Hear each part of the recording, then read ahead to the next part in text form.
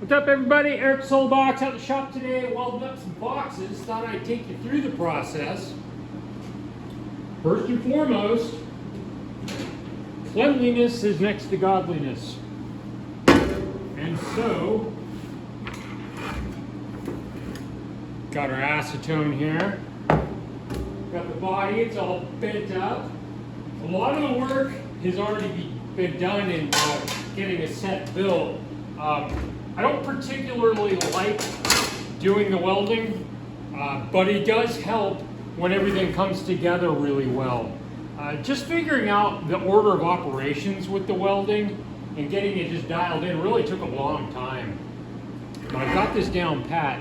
It's really easy to build a trapezoid at this point. Trying to get everything square and to come together correctly is a lot harder than what you might think.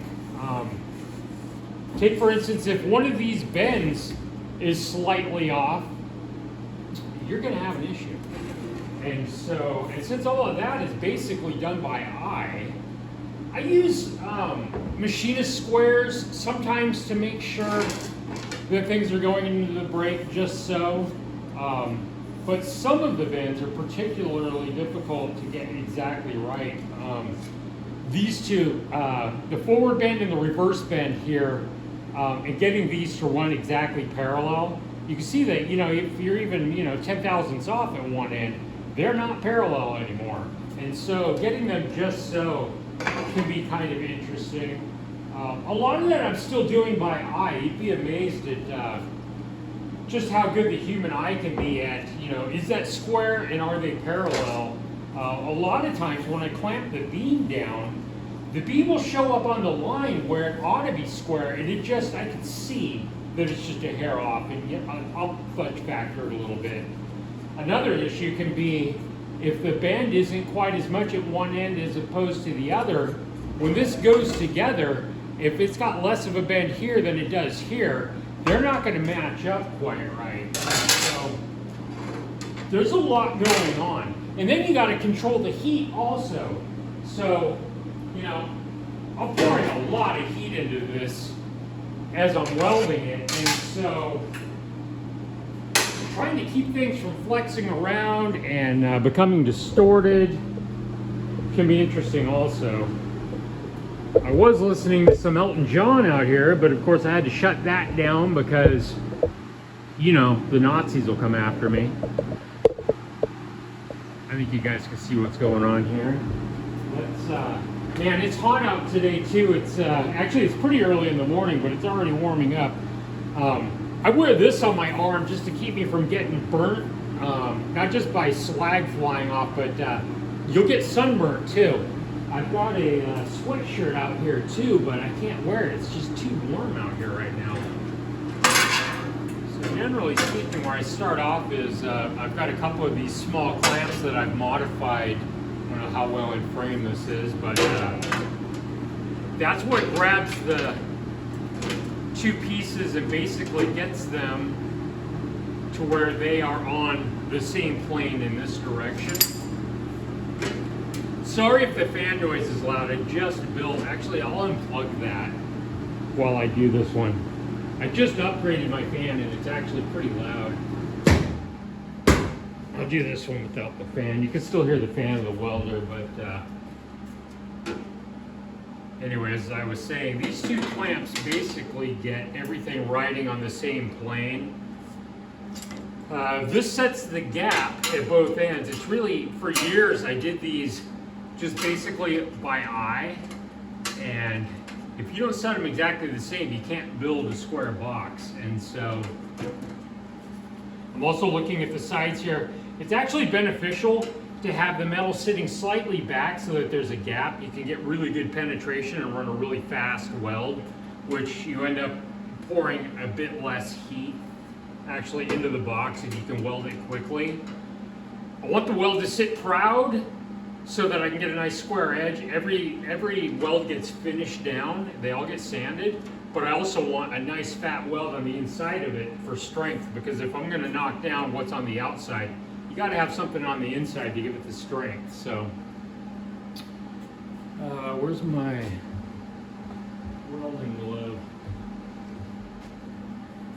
we'll start off here with just a couple of quick tacks.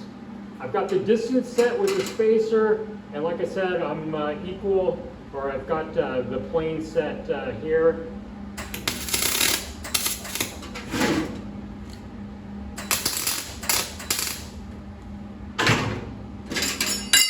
The order of operations is really important. I try just about anything and everything you can think of, trying to get this to where I wasn't building trapezoids on a regular basis. And I finally have it down to where I can build a really nice square box. It doesn't take much in the way of an error to end up with something that is really not right. And if it's not right, I can't sell it. And so, a lot of what I'm after is just consistency. How can I make every single box so that they come out exactly the same? And what do the order of operations need to be to make that happen? What's the tooling have to be to make that happen? Okay, so, got my spacer in there again, checking for any play. I'm making sure that I'm pushed all the way tight up against this. I'm gonna go ahead and tack that in place.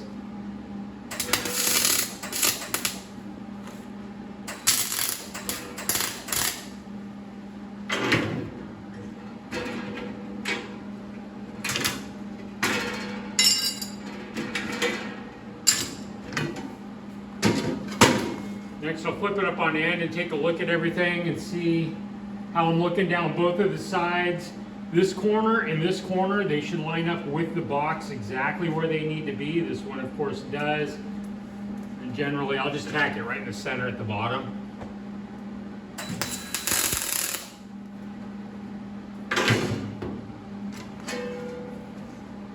Come down to the other end. Check it. Directly in the center, tack it in place.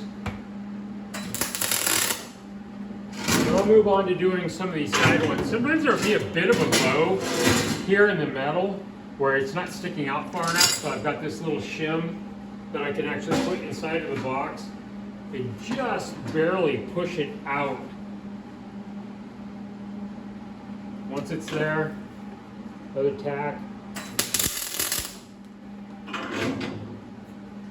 This side already looks about right. We'll go ahead and tack it.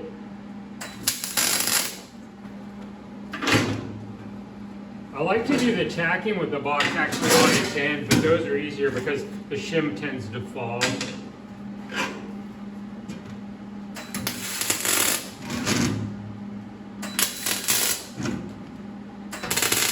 As I'm welding down this part of it, as I go past this this little hill here, it likes to open up right here. So generally, right before I weld it, I'll add one more tack right there.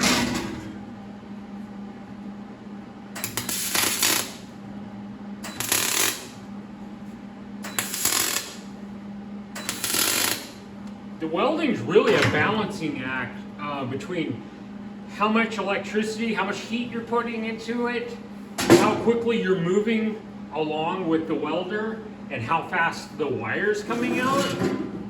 And so you're just trying to balance all of those factors to get a really good weld. See, this end I didn't need the little wedge thing because it was right where it needed to be. This one, this end could use a little bit of push. And it's just like, you know, I'm only moving that maybe 10 thou.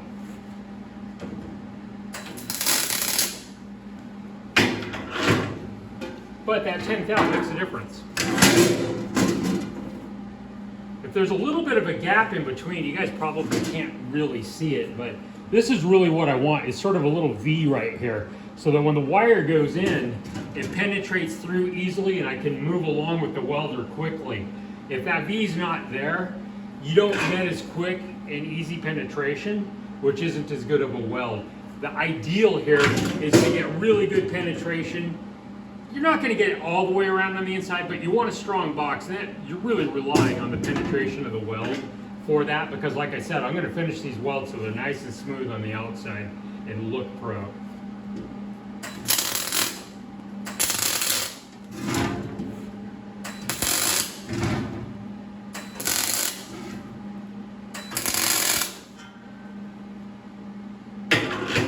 so we're basically, a couple more times here.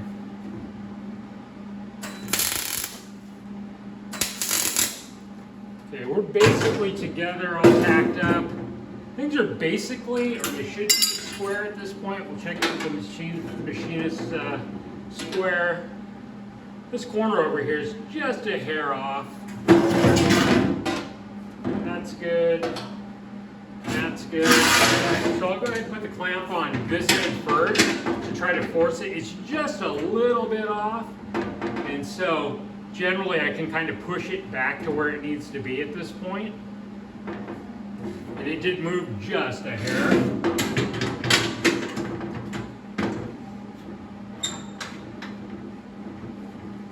Right now what I'm working on, I'm going to weld these top joints, and that's going to basically set the box to square before I weld all the way around the rest of it.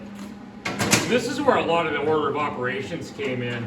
Like I tried virtually everything you can possibly think of in terms of what order to do this in to make sure that I built a square box instead of a trapezoid.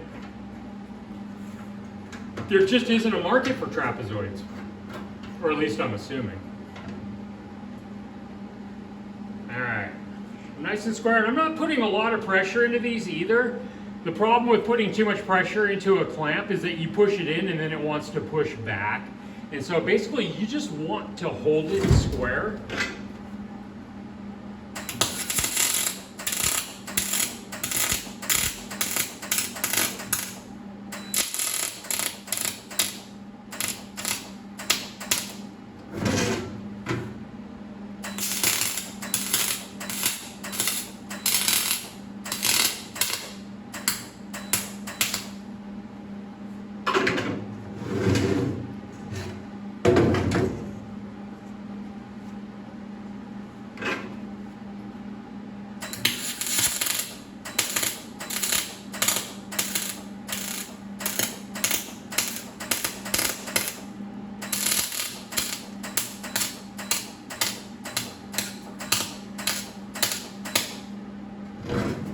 These welds are almost like a TIG in that I kind of make a puddle, a puddle, a puddle, a puddle.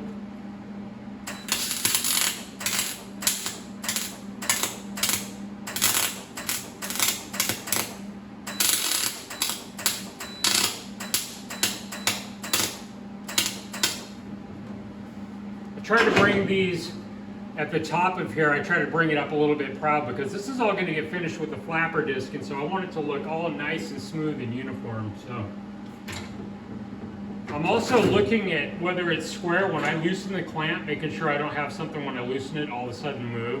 And that's where a lot of the over clamping can come into play, because if you put too much pressure into it, you weld it and then you let that pressure out, it wants to push back. All you want is enough pressure to hold it where it needs to be and then weld it up. All right. Next thing I do is I want to weld both of the bottoms, and then I'll go through and do the sides.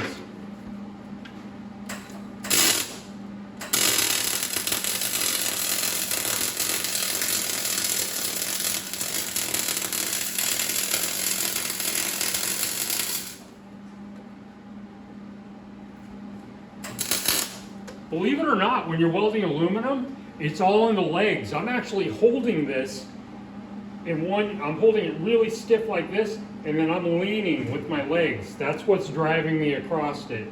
If I was to try to do that with my hand, I'd be all over the place. It's all in the legs.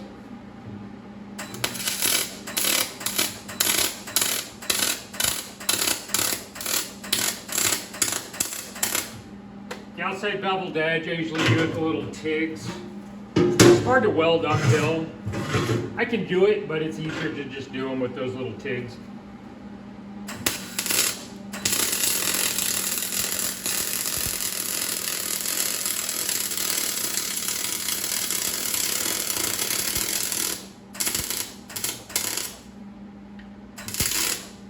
I'm also watching it as I'm welding. I'm keeping an eye out for sometimes a little hole filled, and you'll have to come back and hit the hole. Nothing formed on this one, but there is a little low spot right here, so I'm going to raise it up some so that it all sits proud, so when I finish the weld, it's all uniform.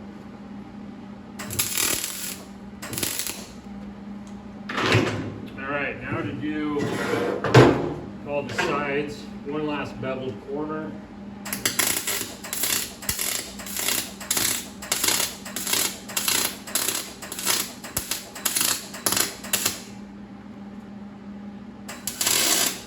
One more tack here. Like I said, when I go past this little spot right here, it tends to want to open up. I can see right here, there's a little spot where it's already a little bit open. I don't know, it's maybe 5 or 10 thou. It just means the wire's going to want to go through there a little bit easier, and so I'll speed the weld up on that part.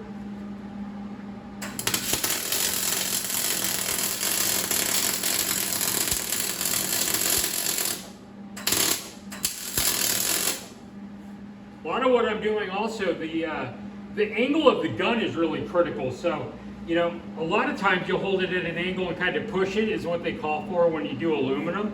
But with this, I want good penetration to the inside, so I'm almost going directly down and right in at the same angle.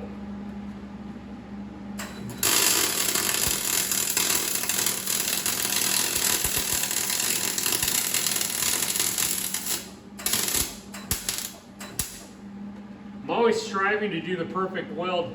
Another thing that's always on my mind is that I don't want too much sitting proud, because that shit's all going to come off, and that all takes effort on my part to make happen. So ideally, I get it to sit proud at just the right amount, so I don't have to spend a lot of time finishing the weld to get it to look good.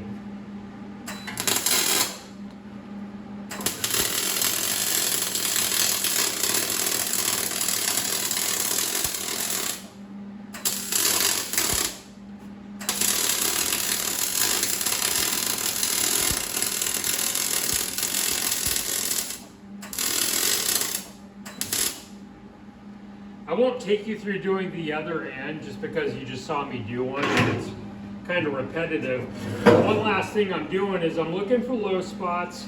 This all looks good, where it's all going to sit proud when I finish it and come out nice and square.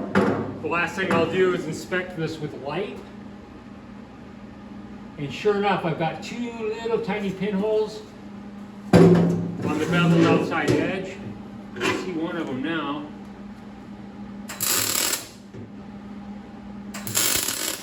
There's the second one.